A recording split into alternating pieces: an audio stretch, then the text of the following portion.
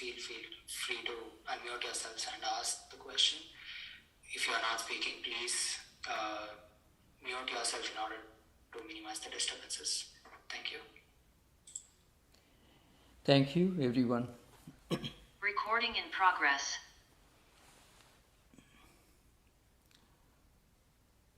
Om yogena chittasya padena vacham malam sharirasya cha vaidyakena yopakurotam pravaram muninam patanjalim pranjaliranatosmi stube patanjalim vyasam shankaram cha munitrayam katra sutrasya bhashyasya kramad vivaranasya cha. Thank you, good evening.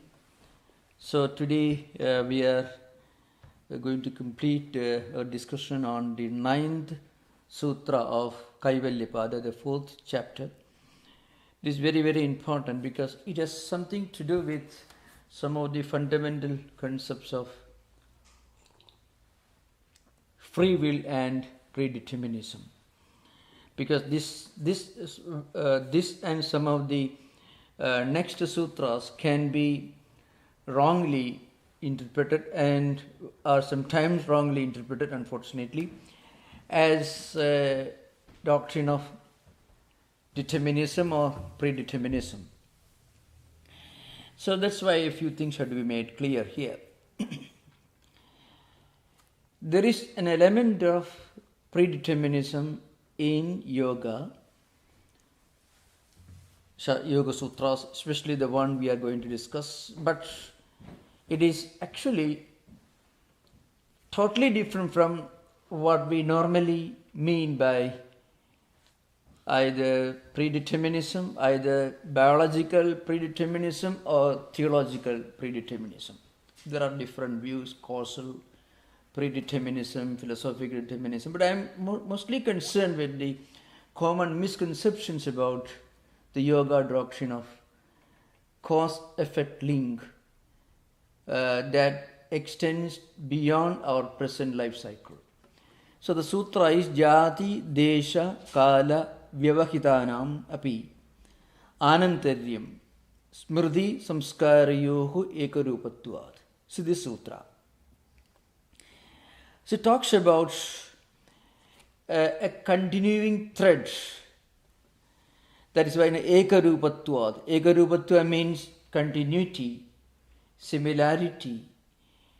Vasanas and samskaras and memories, they continue. There is no break.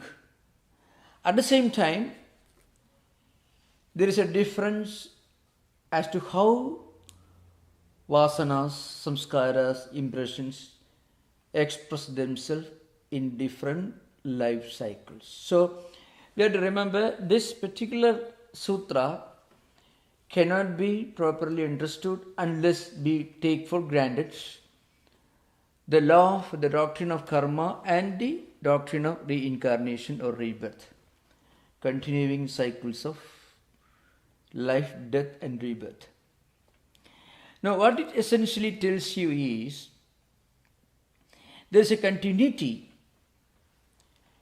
with regard to or in terms of tendencies, impressions and memories. And how do they express themselves in our real life? The sutra will tell you that suppose we have gathered some tendencies, impressions when we were living in one particular country at a particular point of time, naturally following certain cultural, socio-anthropological practices related to that age and place. And if you have gathered a lot of tendencies from let us say from a life according to a specific kind of place and time and so on. And then later on, maybe after several centuries, after several life cycles, if we happen to be born in the same place, then it is possible that we may express similar tendencies and impressions. And this applies to place and also time. See, for example, let us say, of course, this in modern psychology you can explain. You find some of the manifestations of phobias or obsessions or delusions that you find among patients living in this 21st century may be related to the problems caused by this modern age of science and technology, information technology, and so on. So these factors do play an important role in the kind of delusions or phobias or expression. I've given an example from modern abnormal psychology. Now, a person living, let us say, in the 1st or 2nd century AD, or maybe during medieval times, the same person whose phobias or delusions are linked to some kind of social realities related to modern scientific age. The same person, if he was living, let's say, in medieval times in Europe, his delusions and phobias may be linked to some kind of persecution, some kind of maybe different, some of the unfortunate events taken place during the medieval times and dark ages in Europe. And the same person living, let us say, before Christ in 6th century, 7th century BC in Assyria, he must have experienced a totally different kind of phobias and delusions and problems. So this you can see if you look at the history of development of these problems, you can see. Similarly, let us say, now this is an example from an unfortunate set of circumstances. Let us say, suppose we have, today in this 21st century, we find ourselves in a place and time where philosophical studies are very common, or very popular, part of academic curriculum, or maybe part of discussions in social situations. If we had studied philosophy in the 2nd century, 3rd century AD, we may perhaps retain those memories and we may again go back to Aristotle or Plato that we may have studied in the 2nd or 3rd century, 4th century AD. Because the memories are there. So there is a continuity. Now I am just giving some stray examples. This could be related to culture, interest in studies, habits, the way we interpret life, and so on. That's why Patanjali says yati. I mean, the kind of life, the kind of birth, where we are born, as a man or woman, or maybe the circumstances of the family and structure, lineage, and so on. And then desha, place. Place also plays an important role. The social conditions of the place where we are born. They will again help us to bring back memories, vasanas from a previous age, in some ways similar from our present life, but maybe 500 years ago, we may again manifest the characteristics, tendencies that we may have accumulated in, let's say, in another place, another continent, when we are living in another culture 500 years ago. So there are differences with regard to time, place, culture, and so on, and a kind of birth. But there is a continuity. And what is the continuity? The continuity is smriti samskara yoho. Smriti means memories. Samskara is a word which very, very hard to translate into modern English. We can only say a lot about it, and we can very clearly imply, we can very clearly make a sensible description of what samskaras are really all about. Though very difficult to translate into a single word. Smriti means memory. Samskaras are some of the unknown tendencies which we cannot really explain sometimes. Sometimes we can explain certain impressions and tendencies, attitudes, aptitudes, likes or dislikes, prejudices, certain attachments or maybe aversions. All these are different expressions, different manifestations of the particular psychological phenomenon which is called samskara in Patanjali's Yoga Sutra vocabulary. Parinama tapa samskara dukkhehi guna visheshacha dukkhameva sarvam vivekinaha. There is a sutra in the Sadhanapada, 15th sutra. It talks about parinama dukkha.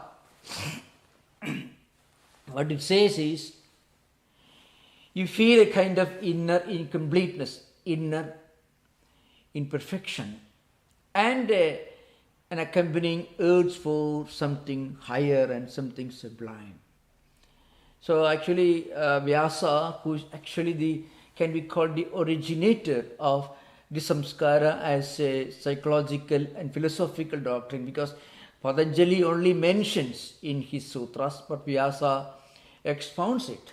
And Vyasa says that this higher urge for something transcendental and a sense of feeling of imperfection of the empirical worldly things and a desire for something higher and transcendental ideas, this happens only for a yogi. Yoginameva Krishnadi. That's Vyasa says in his commentary.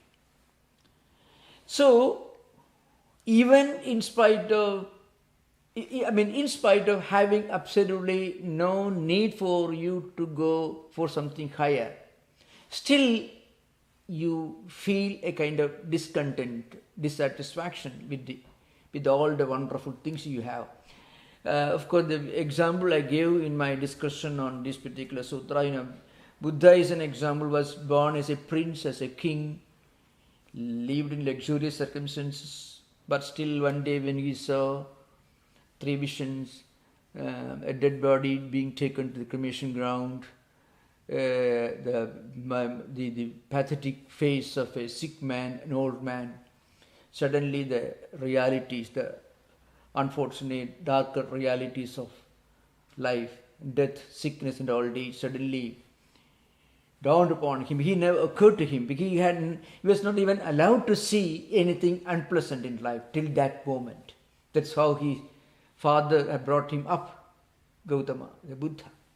But when he saw this, suddenly he came to know of the hard realities, darker side of human life.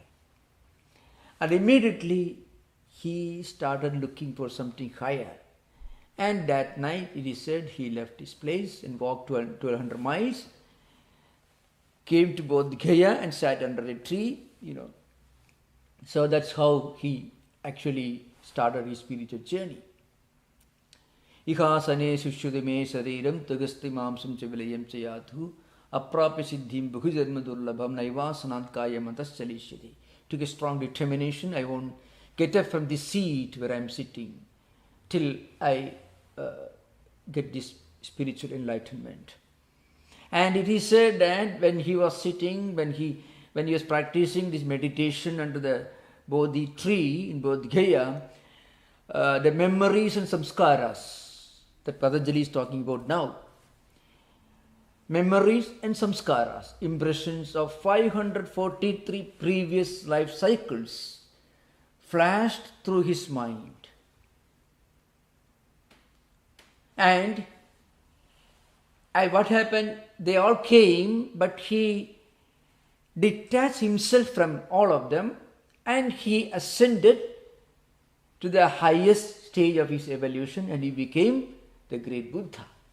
Because he was going through these 543 life cycles, 543 stages in his evolution, and then finally he discarded all these memories and samskaras.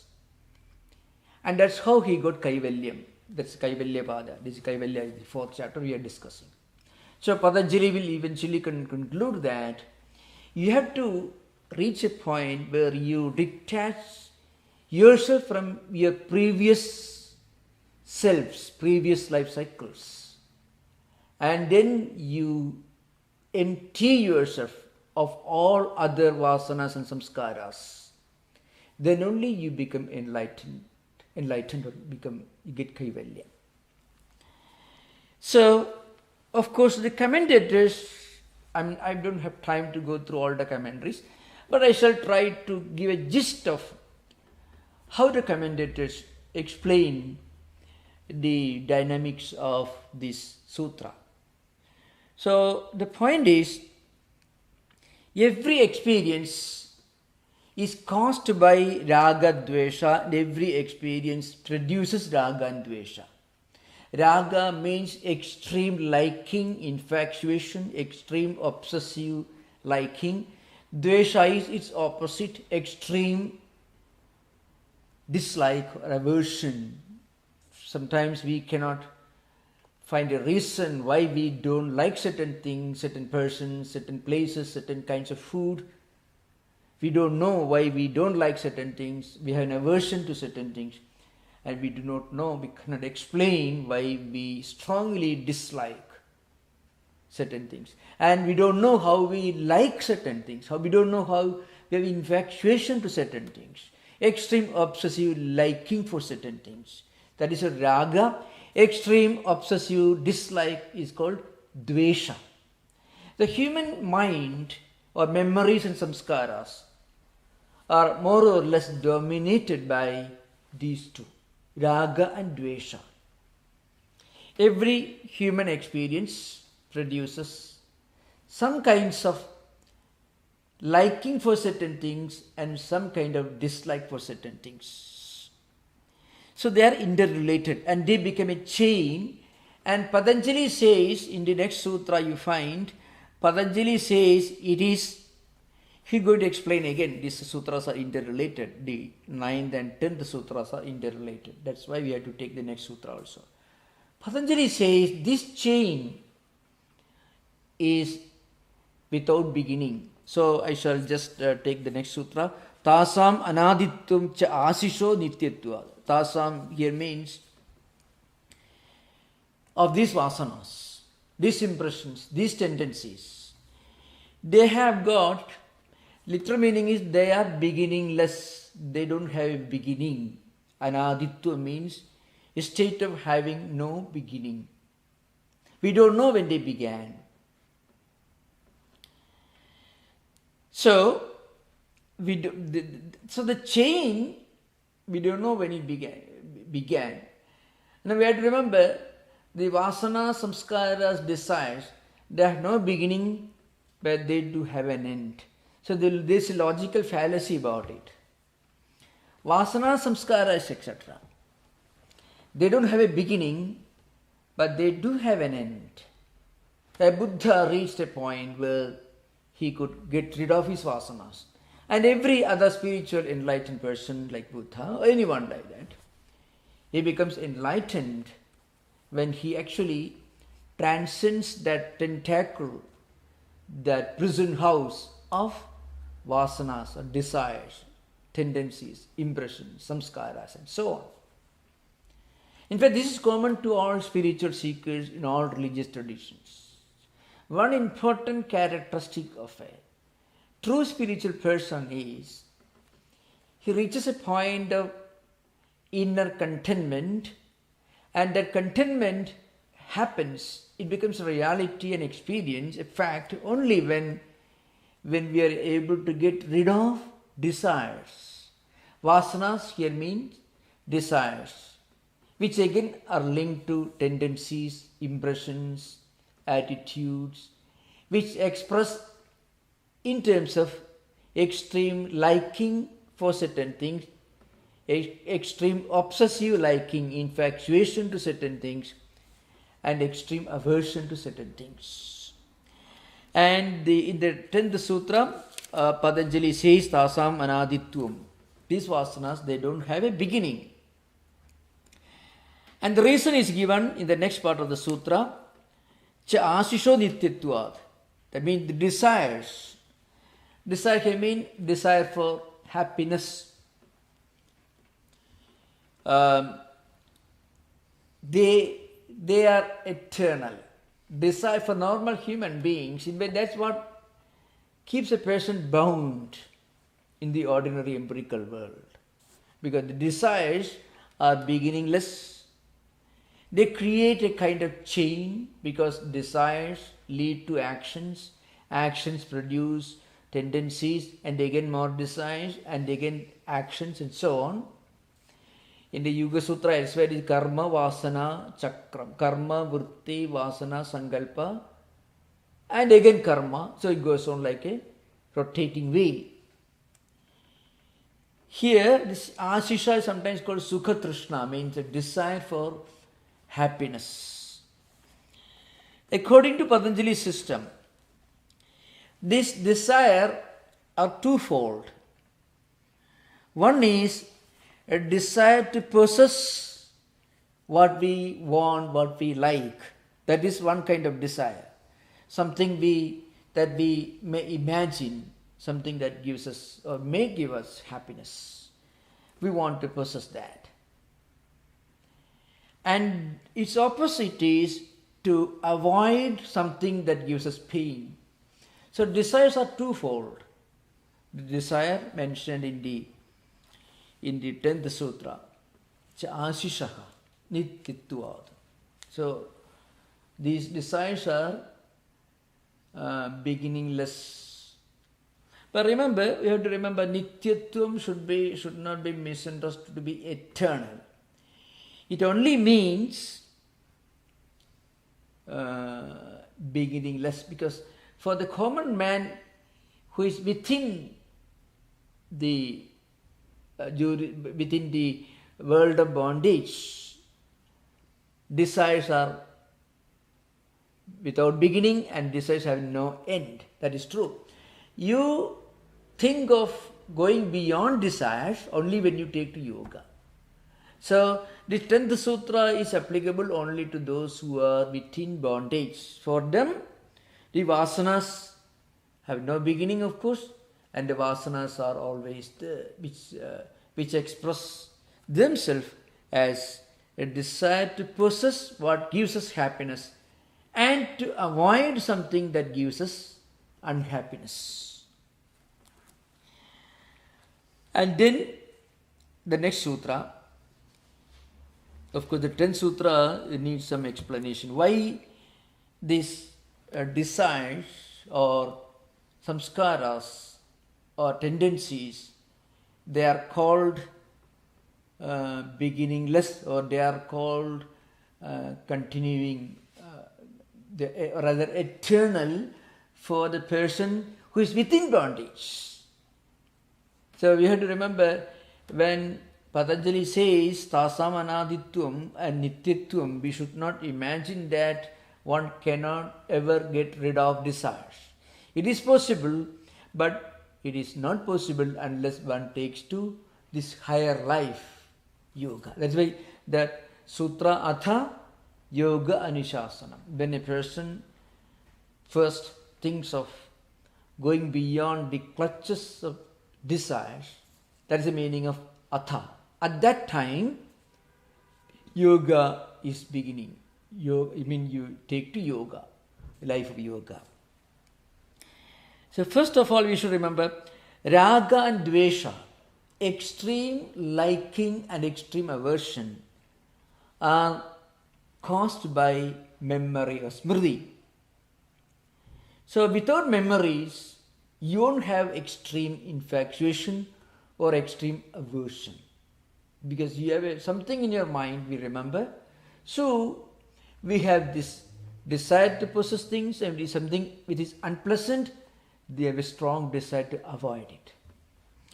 And this memory, smriti, is due to samskaras. So what is samskara in other words? Samskaras are residual effect of our experiences. When we undergo some experiences, once it is over, when we are out of it, still something remains in our mental system. We cannot consciously do anything without leaving behind their footprints. And that footprint is called vritti, and vrittis become samskaras. So the immediate residual effect is called vritti. Every action, every experience produces vritti. When we experience something or when we do something, there is that tangible, visible expression or manifestation of experience.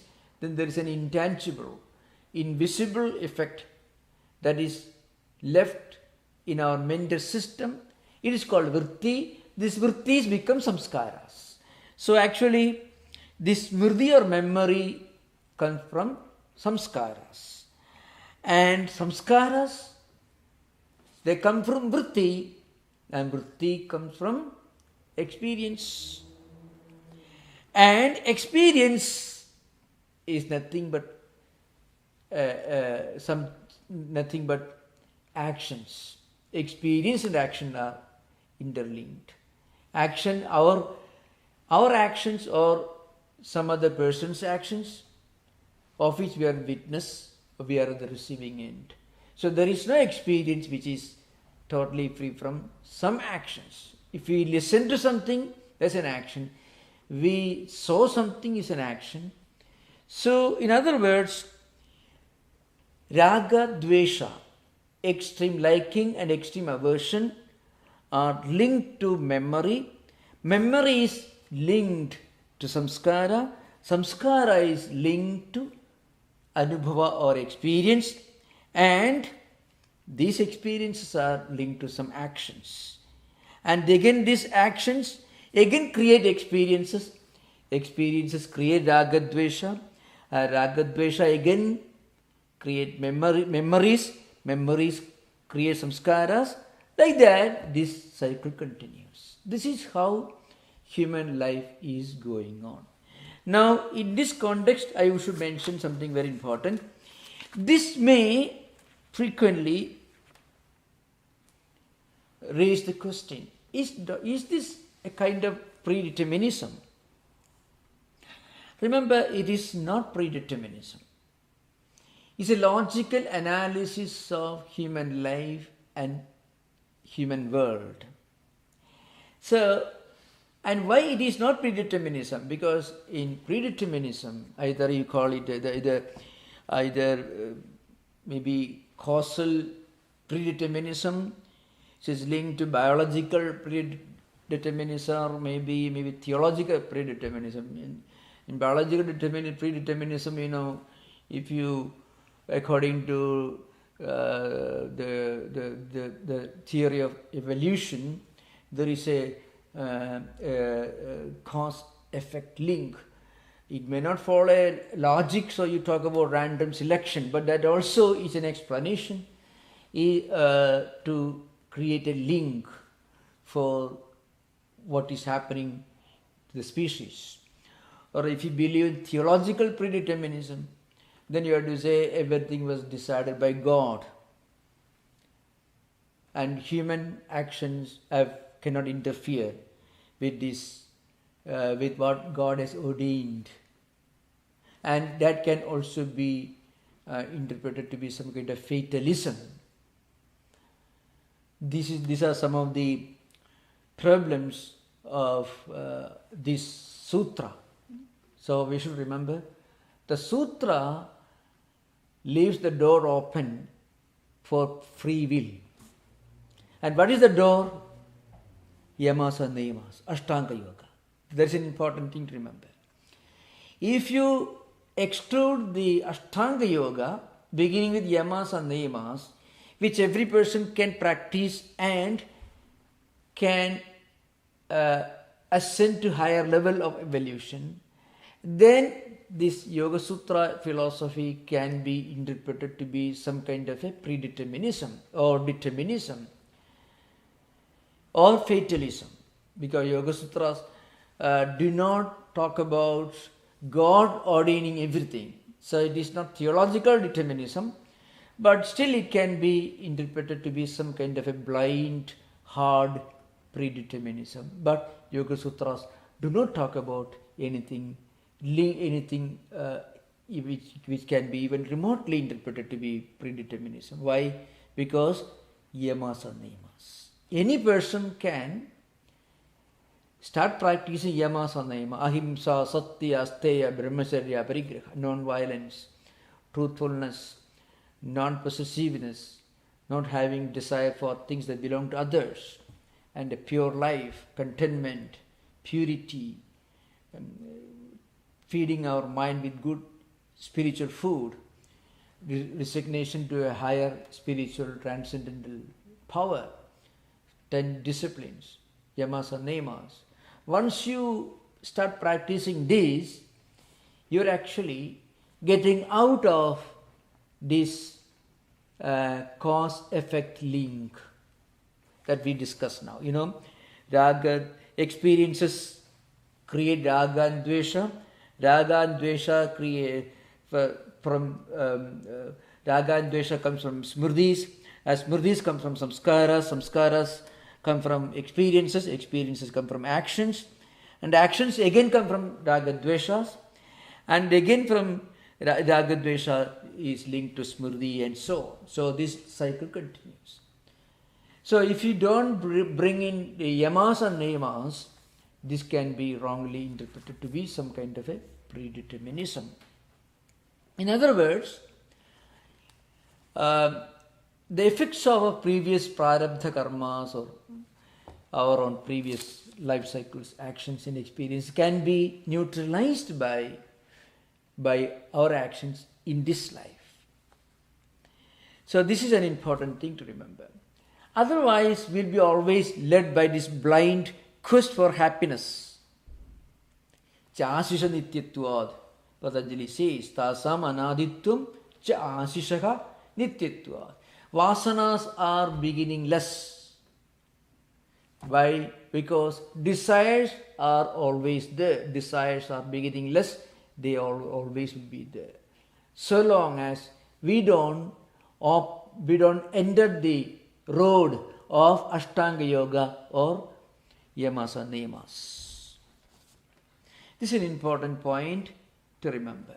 Otherwise, if we don't practice these yamas and niyamas, what happens? Similarity of circumstances will again make us act according to certain tendencies that we may have accumulated maybe several centuries ago in another life, another place, another time. So long as we have done something and so long as we have deposited samskaras and impressions in our mental system, they cannot be destroyed except by taking to this path of yamas and niyamas. And once we do that, what happens is slowly we will be able to get rid of all these desires. So already mentioned this earlier, the sutra is the tadabhavaha abhavam. So you can find in the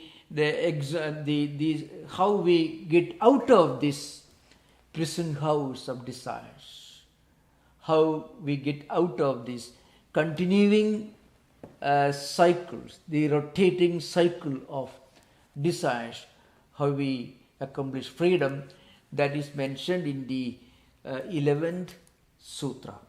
Hedu phalasrayalambanaihi samgrihidatvad esham abhave tad abhavaha. It's a very important sutra from Yoga Sutra point of view, especially from the Kaivalya point of view. So Hedu Phala Asraya. So those who have got the sutra, the textbook can remember, Hedu something which acts as a cause for something. Hedu can be the reason, it can be the cause for something. Phala means the effect, the result. Asraya means the support. Alambana means these worldly desires, worldly objects and so on. Samgrihitatvad. What it means is, they're all put together, they're bound together. In other words,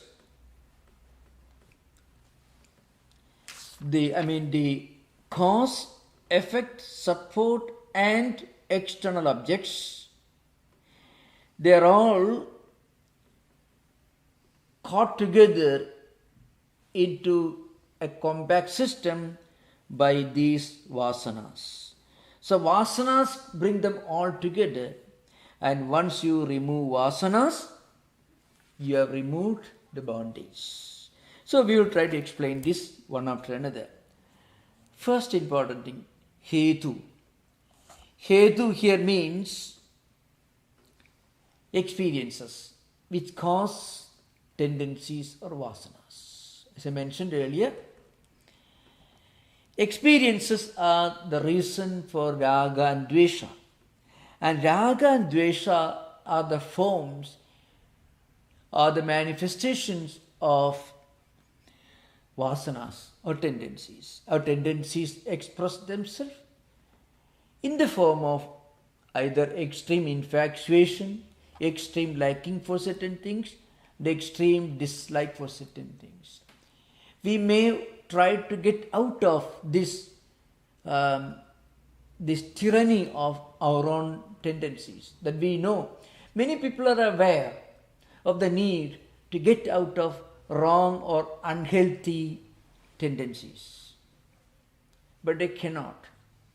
That's because these tendencies capture them. They can, of course, Ashtanga Yoga is the royal path to get out of this. But just by wishing, they cannot do. So you have to destroy the cause. That is the risk. That's the cause. You have to destroy those factors which constitute a cause for this bondage, and that cause is ultimately it is desire. So vasanas, desires, tendencies, samskaras, these are all interlinked or interrelated. So some experience that we had, and this experience actually acts as vasanas. And then the next one is, of course, this phala. Phala means effect. Memory is a result. Vasanas and then memories. According to vasanas, we do certain things, and those actions create memories, and that memories again create raga, dveshas and vasanas. The next word here is samgrihitatvad. All these are caught together. They are caught together, and when we get out of these tentacles, we become free. And how does it happen? Through the practice of yoga and proper knowledge. And when that happens, the hetu, phala, asraya, alampana, all these are completely neutralized. Means they become like burnt seeds. That dagdha bija nyaya is invoked by commentators while explaining this. When you practice Ashtanga Yoga, yama, niyama, asana, pranayama, pratyahara, dharana, dhyana, samadhi, when you practice this, and eventually when you get this Ridambhara Prajna, then what happens is the causes or the factors responsible for this bondage, that is cause, effect, support and external objects, hedu, phala, asaya and vishaya, they are completely neutralized. They become like burnt seeds. So in other words, we can imagine what happens when a person gets enlightened. Yoga Sutra will tell you, you can transcend vasanas. At the highest level of spiritual evolution, These things are there in our mental system, but they are like burned seed. I mean, for namesake you may use the word seed, but they don't have any of the characteristics of seeds. What are the characteristics of seeds? If you sow the seeds in fertile soil, it will sprout. But no, the point is why they're called dagdha, or they're burnt seeds. Even if you throw these seeds on fertile soil, they will not sprout. Patanjali Yoga Sutras already discussed different stages in this evolution. At some stage, you are not able to burn the seed. Rather, you are able to move yourself away. You are able to move yourself away from fertile soil. We are able to move ourselves away from circumstances that can create problem for our undesirable vasanas, desires and tendencies. So, person who has got certain unpleasant characteristics, if he finds himself surrounded by people who have similar characteristics, and in a place where these undesirable characteristics have lot of scope for manifestation, then what happens, it's just like you have seeds and you are putting them on fertile soil. They will sprout. And there are certain persons in their different stages in spiritual evolution. When they are away from undesirable circumstances, then their undesirable tendencies do not manifest. There, the seeds are not burned, but seeds, they don't have fertile soil, so they cannot sprout, they cannot create problems. But at this stage of Kaivalya, when you reach this stage, Patanjali says, Samgrihita tesham abhave. When this entanglement is gone, when cause, effect, support and external objects, when they are all completely removed, practically it's just like burning the seed. I mean, even if you put those seeds in fertile soil, they cannot create problems. So, a person who has reached the Ridambhara Prajna, even if he is surrounded by unpleasant circumstances, undesirable circumstances, dangerous circumstances, still undesirable tendencies, whatever may be in his mind, will not manifest, because they are all like burnt seed. They cannot create any more problems.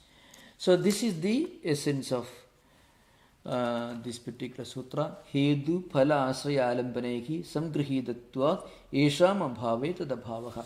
Of course, commentators have given a lot of illustrations, analogies to drive home this idea from different perspectives. We shall discuss that in the next class. So we can have interaction. You're most welcome.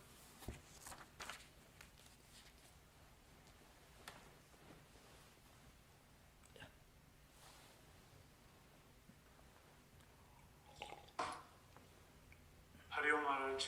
Ayyo. Namaskar. Yeah. Maharaj, when you were talking, you said today that Yoga Sutras do not profess predeterminism, Yeah. because any person can begin to follow the yamas and niyamas. Yeah. But don't the vasanas already predispose someone to being able to follow the yamas and the niyamas? Because not everyone can. Yeah. Everyone is allowed to follow the yamas and niyamas, but will their mind turn towards following the yamas and niyamas? Will something else stop? So that's the reason is, if you accept predeterminism, either especially theological predeterminism, where everything is predetermined, ordained by a monotheistic creator God, that is actually a very unpleasant situation. You're permanently branded as incorrigible, which is actually a violation of the basic logic of spiritual life, any kind of life. So there is of course a cause-effect link and a logic of precedent and experience and antecedent. That's true in our life. That's true. That's what Patanjali Yoga Sutra is all about. But the important point is why it is not predeterminism. That's what I'm trying to explain. Predeterminism, especially in religious, in popular way, you always find a logical explanation for your present situation. And the logical explanation, there is a cause. So the cause produces the result. So there is an unbreakable connection between the two. Human actions cannot intervene in this logic.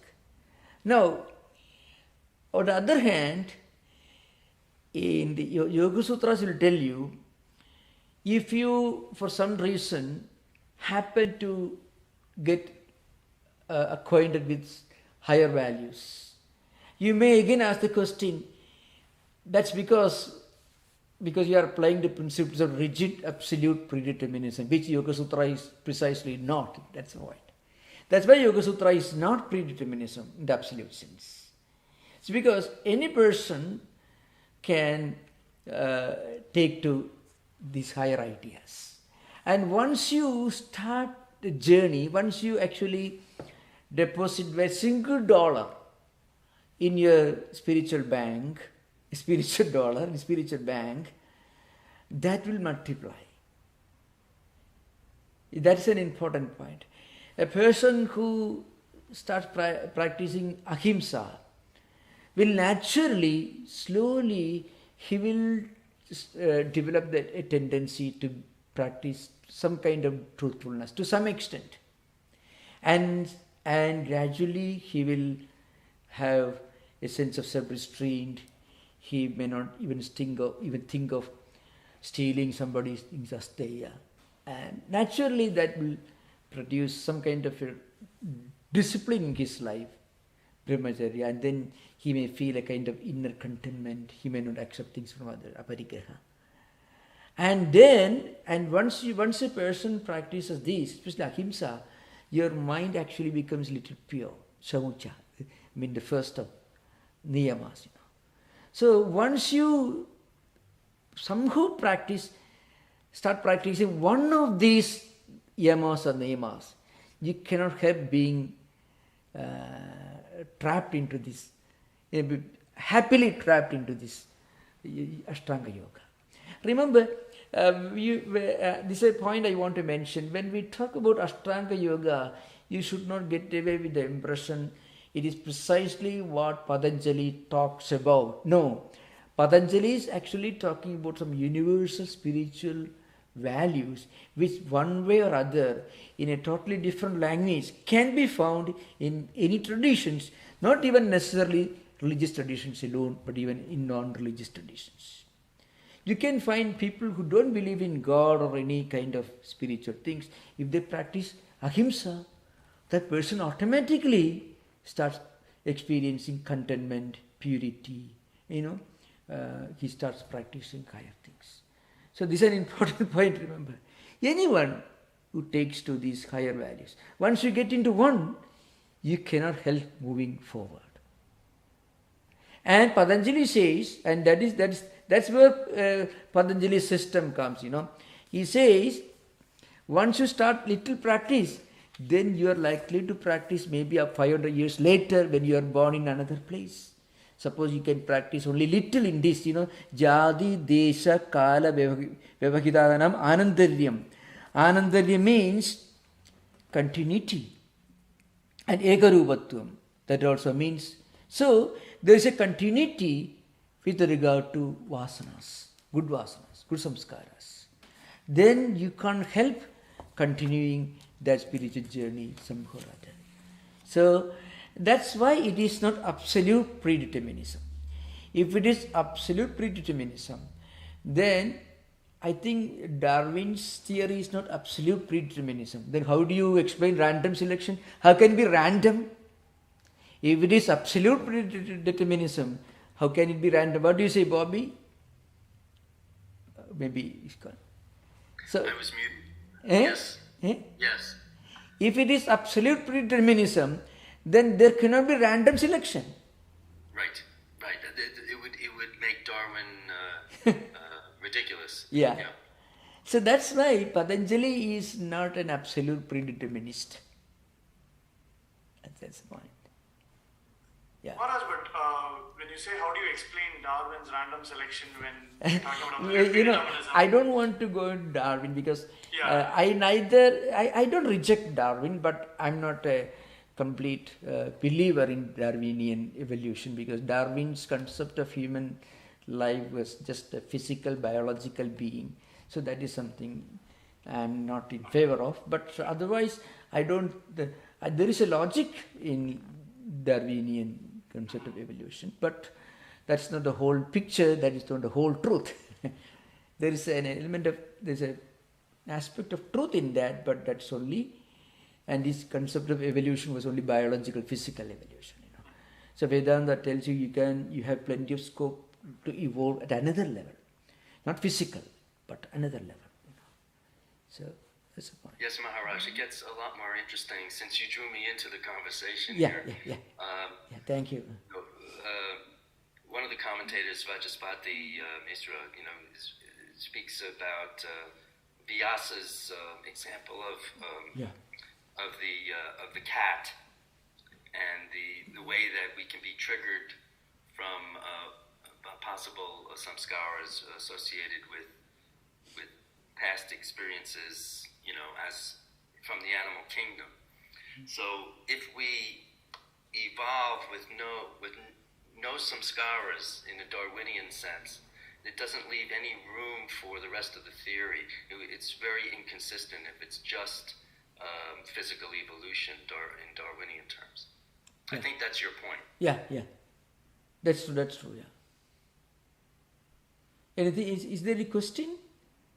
Oh, I want to report that there are no additional questions that I could find on YouTube Yeah, or Facebook. Thank you. So that's why we're at liberty to continue along this path. No, it's an interesting, Patanjali, what strikes you all the more is Patanjali is so scientific and rational. And that's something interesting, So scientific and rational, he says. Well, one question I do have is that Vajaspati speaks about there's no need to think that more recent samskaras are going to pop up with more strength, that it can be timeless, it can be a matter of latency. Yeah. Once you reach the highest level of kaivalya, ridambhara prajna, then there is absolutely no question of any samskaras popping up. But there is an intermediary stage that we went through before you reach this samprajnata level. In the early stages of samprajnata level, there is always a problem. It may prop up. That is vyuthana. There is a vyuthana samskaras are there, and there is nirodha samskaras there. It's an intermediary stage. So vyuthana samskaras are linked to our memories and experiences related to the external world, secular prosperity, enjoyments and things on. So as soon as the mind gets drawn towards that, the nirodha samskaras actually emerge and exert restraining power. This you find in normal human beings. When you study higher philosophy, when you participate in spiritual events or any discussions or anything, you are actually depositing a lot of good ideas, positive spiritual ideas in your mental system. And later on, at some point, some other maybe unpleasant ideas emerge in your mental system. Then the higher ideas that you already accumulated, they will put them down.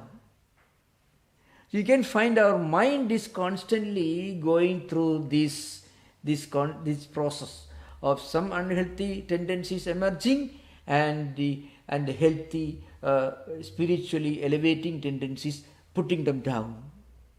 This happens. This is all the more common for many spiritual seekers, really speaking.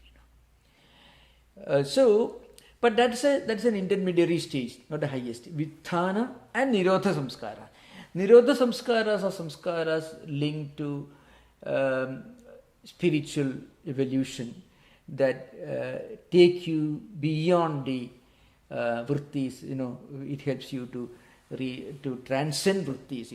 Yoga Chitta Vritti Nirodha. I mean, you are trying to go beyond the negative influence of your own samskaras and vrittis. So, these positive samskaras will come and help you. No, I should not do that. This could happen for a higher, for more evolved spiritual persons. As soon as the negative tendencies come, immediately they are gone. Because the higher values in our mind, they put them down. That is called Nirodha Samskaras.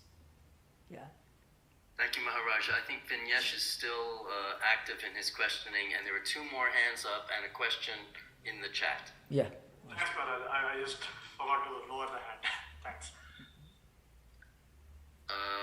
So I'm not sure whether Bhaskar or Kathleen was first, and there's a question on the chat as well. Yeah. Pranam Maharaj. Yeah, namaskar. Yeah. The sutra, it says tasam anaditvam nityatvam. Yeah. It says these are eternal. Yeah. And also Sankhya says Prakriti, the nature goes through cycles of creation and dissolution. Yeah. Does this sutra mean that it goes beyond the cycle of the nature itself, the creation of universe and dissolution? Well, the Sankhyan concept of cyclicism, as you call it, this constant creation, existence, dissolution, and again recreation, emergence. That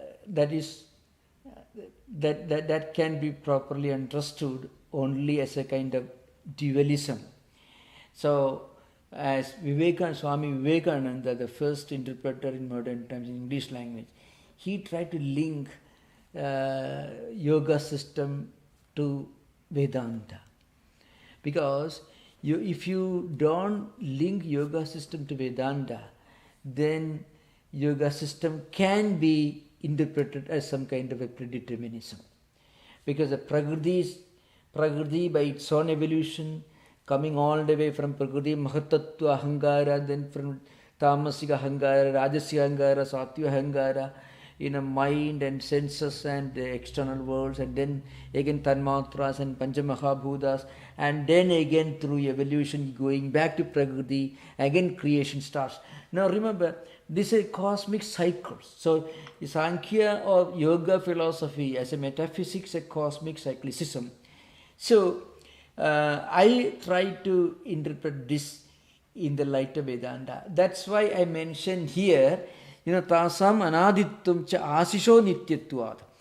If you interpret it in the purely Sankhyan way, then you have to mention that this desire is also eternal, beginningless, and also endless.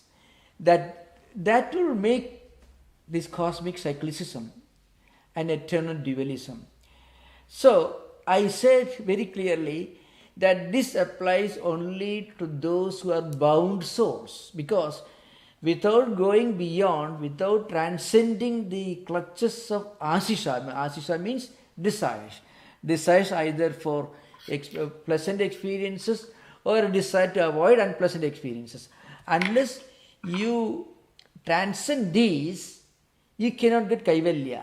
And after kaivalya, what? Again you become one of the Prakriti Lina Purushas. And then at the end of the cosmic cycle, again creation begins. Prakriti. That will become an eternal moving cyclicism. That's why Yoga Sutras can be understood only in the light of Vedanta.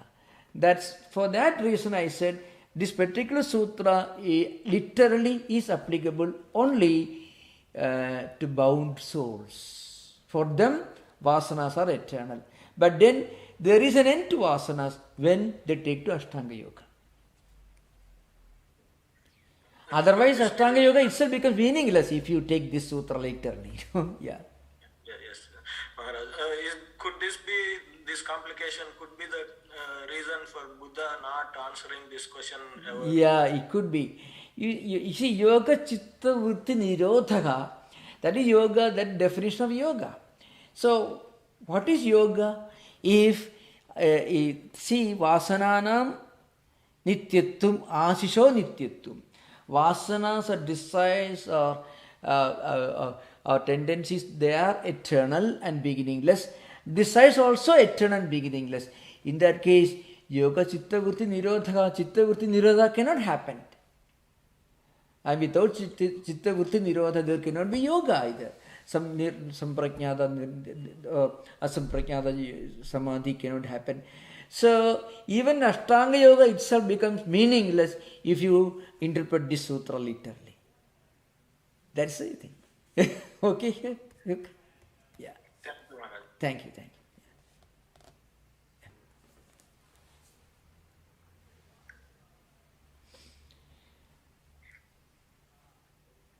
Thank you so much. Thank you. I'm a beginner and I'm just learning all of this. But I'm wondering why we're not using the words karma, because it seems to me that cause and effect does happen with us, not predetermined by a monotheistic God. We have free will, and when we choose to do an action or a thought, it has a consequence. And so it could be seen as predeterminism, but really it's a result of our free wills. But karma doesn't seem to be mentioned here. I'm wondering. Yeah, karma is always implied here, all through. When you talk about vasanas, when you talk about desires, all karma. See, without karma, there cannot be vasanas. And vasana means tendencies, result. Without karma, without the implication of karma, we cannot even understand terms like samskara, vasanas, etc. And as you mentioned, there is of course a role for free will in Yoga Sutra. That's why I talked about yamas and niyamas. If you don't involve yamas and niyamas in Ashtanga Yoga, then it becomes a kind of rigid, an absolute predeterminism, which leaves no scope for anything higher, any higher value in human life. So, human being can always ascend. He has a free choice. He can do that. It is possible. And again, why it is not absolute karma doctrine? Because if we are the result of some karmas in the past, then we can certainly change our own destiny through a counter karma. If karmas can cause something unpleasant, good karmas can neutralize that unpleasant by counteracting it. So that again violates the principles of rigid absolute predeterminism, which doesn't offer any scope for human intervention. That's the idea. Yeah. Thank you. Thank you. Maharaj, there is a question from the chat which came first. Yeah. And there's also a question from the YouTube. Yeah. But Please. First, I'll read the question from the chat. Yeah. Because it's my impression that I'm expected to ask this as opposed to being asked by the questioner. Would you say that since we're all in a constant state of becoming, and that our actions are largely based on our own free will, that we can also train ourselves through repetitious practice to detach from our ragas? Yeah, in fact, our will, how free is our free will? That's a big question. If free will again is an absolute factor, then many problems can be solved. How are we unable to do what we actually want to do if our free will is totally free? So, how do we fail, or how are we rendered incapable of doing what we actually want to do? So there is something holding back, preventing us, trying to prevent us from doing what we actually want to do. And there the question of samskaras come. So samskara, in fact, that is the genius of Vyasa. So Vyasa is trying to resolve this problem. The eternal conflict between what we want to do and what our mind actually permits us to do. So as we try to feed our mind with more and more spiritually elevating ideas, more and more positive spiritual food, then you find our mind's resistance to our attempts to do good things that are essentially good for us, our mind resistance slowly decreases. Our mind begins to cooperate more and more with ourselves when we try to do something good. So that's a real problem. In fact, that's what Yoga Sutra is all about. Yoga Sutras will have no relevance if you accept the absolute freedom of free will. Because then we can do whatever we want. Who wants war in this world? Who wants coronavirus? Who wants problems? Who wants to fail in examinations? And who doesn't know that you have to work hard to do well in examinations? You have to follow certain things to make life more livable. Everyone, I think the majority of people want to do good things. They have a will to do good things, a determination to do good things, but they are not able to do good things. So that dilemma is a big question in yoga psychology. So Yoga Sutra is trying to resolve that question.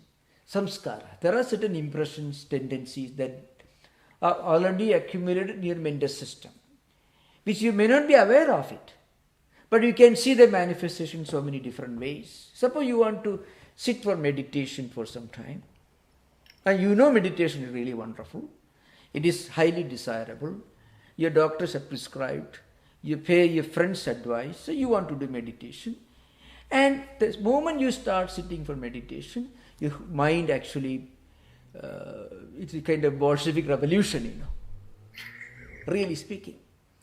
The moment and the mind revolves, mind creates all kinds of problems.